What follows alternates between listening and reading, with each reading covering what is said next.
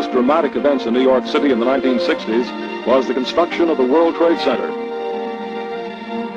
Design and construction would take years and the efforts of thousands of people.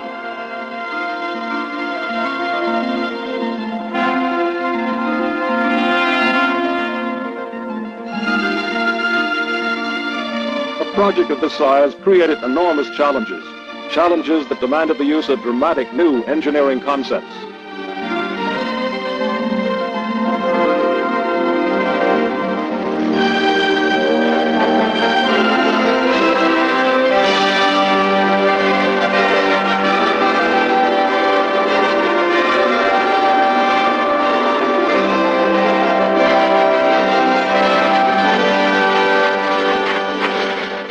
A wide variety of designs was considered. Final plans called for a complex of low-level buildings surrounding two 1,350-foot towers, the tallest ever built. Their great height was made possible by the use of load-bearing walls. Extremely tall buildings were traditionally inefficient, since huge amounts of interior space were taken up by structural supports and elevators. The Trade Center towers would overcome this problem. The exterior walls were designed to bear much of the weight of the towers, as well as all the wind loads. The only internal supports would be in a central core of columns. Elevators would be placed in the shafts formed by the core columns.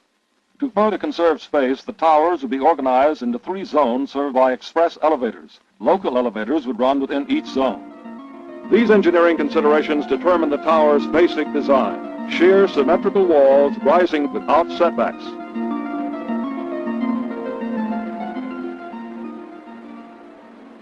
The site selected for the Trade Center was an old section of Manhattan's Lower West Side. The area housed a great number of small businesses, but the predominance of electronics stores caused it to be known as Radio Row. In 1966, demolition began. In all, 164 buildings had to be torn down, and generations of power, telephone, gas, steam, and water lines had to be rerouted. The site actually consisted of waterlogged landfill, which had accumulated over 2 centuries out of old wharves and debris. To support the great weight of the towers, foundations would have to be dug down 70 feet to bedrock, but the removal of water from this huge area would have caused a dangerous lowering of the surrounding water level, undermining nearby buildings. The solution was to construct an underground concrete retaining wall to surround the site. This was built with a slurry trench method, used for the first time in this country. A trench was dug down to bedrock, and a thick bentonite slurry was pumped in. The slurry was denser than the surrounding mud and dirt, and thus kept the trench walls from collapsing. As each section was completed, 25-ton cages of metal reinforcement rods were lowered into the slurry-filled trench.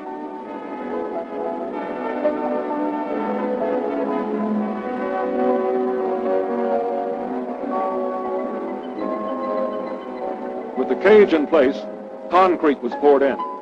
Since the concrete had a greater density than the slurry was forced up out of the trench and could be used for the next section. In this way, an underground wall was built completely sealing the site. Excavation began. As each section of the slurry wall was revealed, workers drilled holes through the wall and casings were pushed through down to bedrock on the far side. Steel tendons were then inserted through these holes and socketed into bedrock, bracing the wall against external pressure. More than 1 million cubic yards of dirt had to be removed to make way for the Trade Center's foundations. The excavated earth was placed in the Hudson River adjacent to the site to create more than 23 acres of new land which was donated to the city of New York. The site presented another major challenge.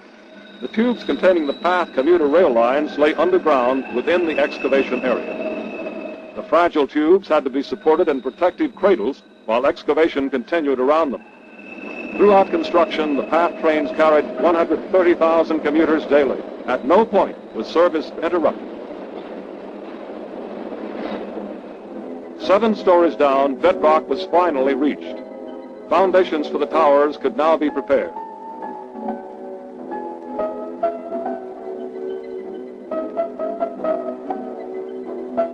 Concrete footings were formed and poured into bedrock.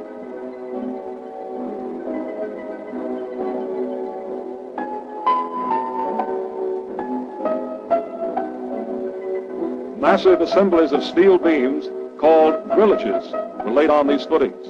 Each grillage would anchor one of the load-bearing tower columns.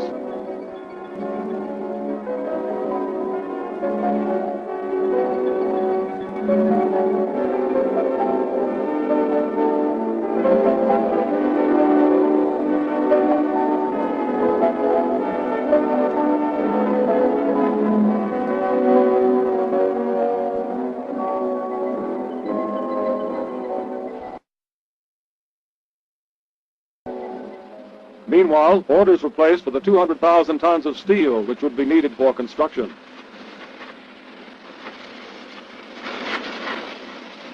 Individual pieces were prefabricated and rarely interchangeable.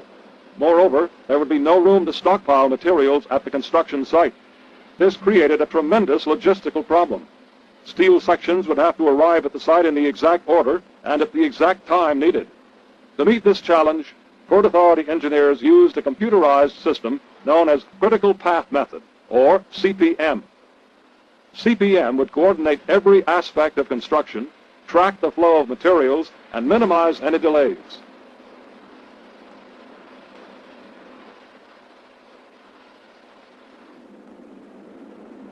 In August 1968, actual steel construction began.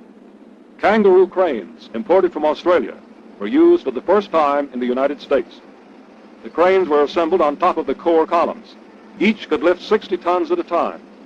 They would be the driving force behind the tower's construction. The cranes have the ability to jack themselves up 36 feet at a jump. As the walls grew to the height of a crane, the crane would hoist itself up, a neighboring crane would swing core columns into place beneath it, and construction would continue. 70 feet up at street level, steel trees were put into place around the perimeter of the towers. These trees would transfer the load of the exterior wall to the more widely spaced columns now anchored to bedrock.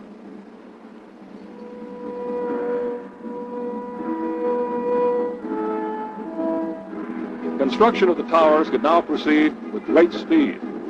Three basic elements were used: 2 or 3 story high sections for the load-bearing wall, massive steel beams for the core columns, and floor sections to span the 60 feet between core and wall.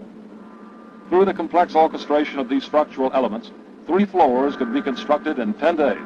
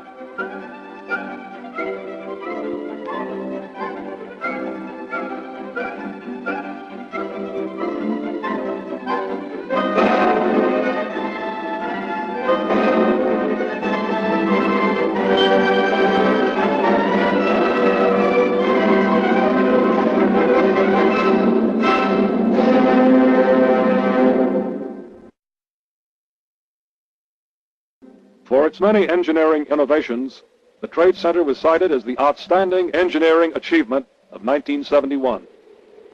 Shortly after the structural completion of the towers, the surrounding low-level buildings were finished.